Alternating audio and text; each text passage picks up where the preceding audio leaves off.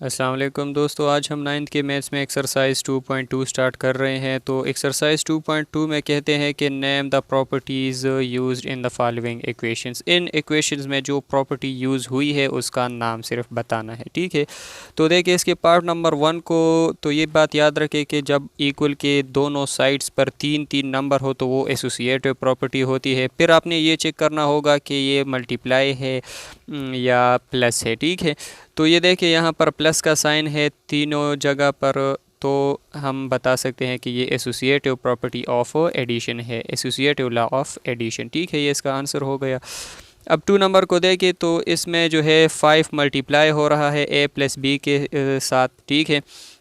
ये 5 ए के साथ भी मल्टीप्लाई होगा और 5 बी के साथ भी मल्टीप्लाई होगा और फिर दोनों प्लस होंगे, ठीक है। तो ये डिस्ट्रीब्यूट हो रहा है 5, ठीक है।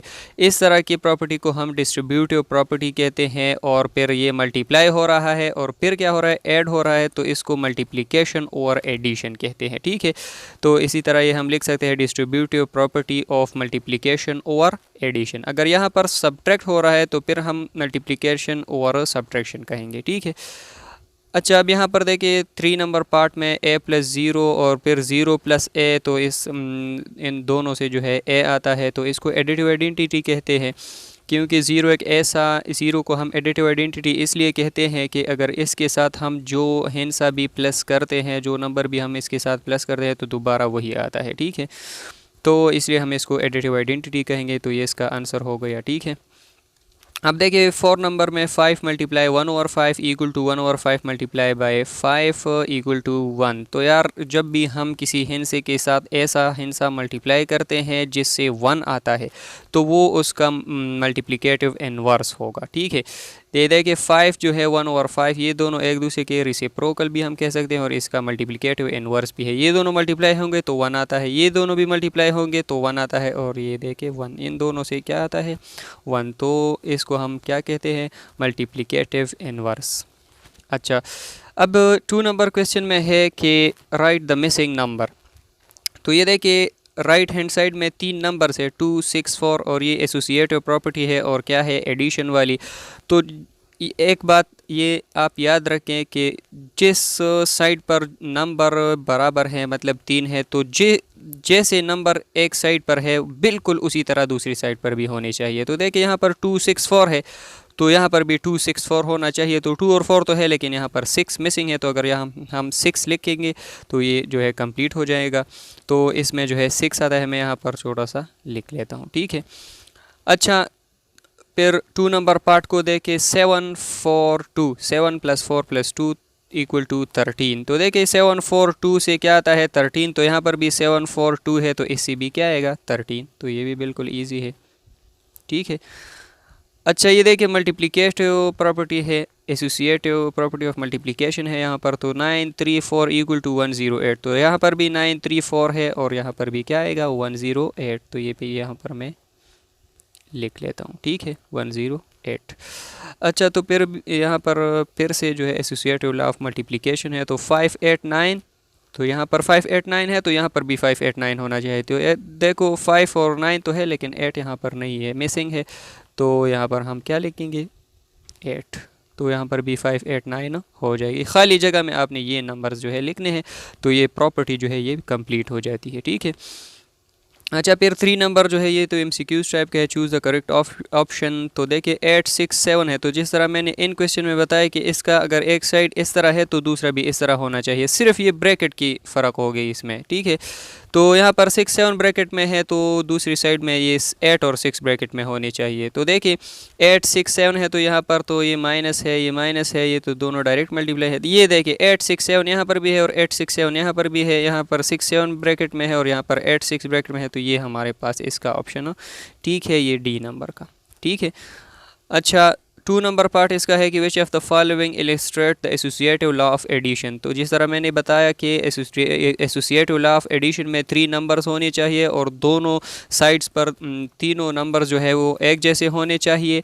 और फिर क्या होगा कि दोनों के ब्रैकेट में सिर्फ फ़र्क होगा, अगर पहले वाले ब्रैकेट में है तो वहाँ पर दूसरे वाले ब्रैकेट में होंगे। तो देखिए यहाँ पर क्या है, 3, 4, 2, तो यहाँ पर 4, 4, तो ये 3, 4, 2 यहाँ पर भी होना चाहिए, तो गलत है। 3, 4, 324 और ये 324।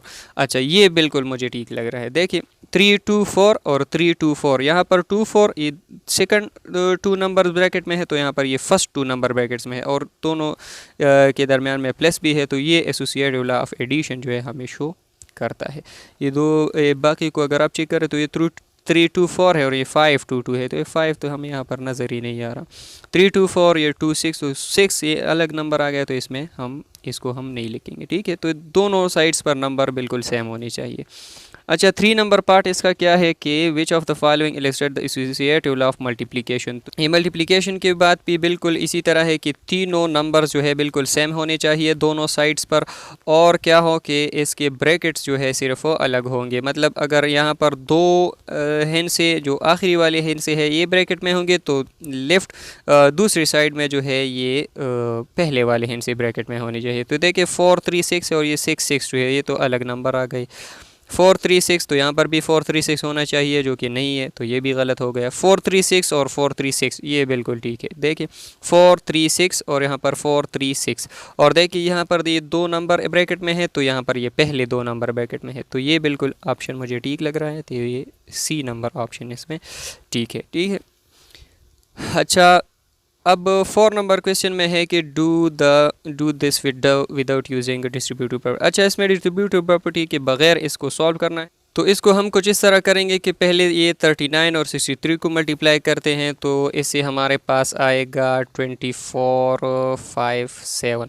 फिर दरमियान में प्लस है, तो ये प्लस का साइन मैंने लगा लिया, और फिर इन दोनों को मल्टीप्लाई करेंगे तो इससे आएगा हमारे पास 1443। मल्टीप्लाई करना तो फिर आता है, वो तो बिल्कुल इजी है, ठीक है। 1443, तो इन दोनों को जब हम प्लस करते हैं तो इससे हमारे पास आ जाएगा 3900, तो ये हमारा आंसर होगा, ठीक है।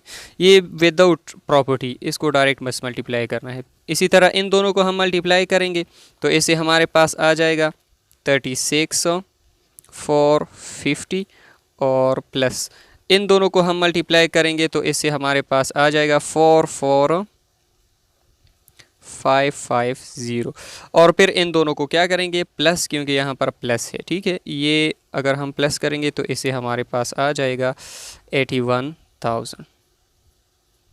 ये आप कैलकुलेटर पर भी कर सकते हैं, और इसी तरह मल्टीप्लिकेशन में भी ये अगर हम जो है एक दूसरे के नीचे लिख लें और मल्टीप्लाई कर लें तो इससे भी हमारे पास ये आंसर आएगा, ठीक है। और ये हम किस तरह करते हैं, पहले मल्टीप्लाई करते हैं, क्योंकि बोर्ड मास रूल वही पुराना वाला जो है आपने याद रखना है। तो पहले मल्टीप्लाई, यहाँ पर भी मल्टीप्लाई, फिर बाद में प्लस, ठीक है। तो इसी तरह हम कर सकते हैं।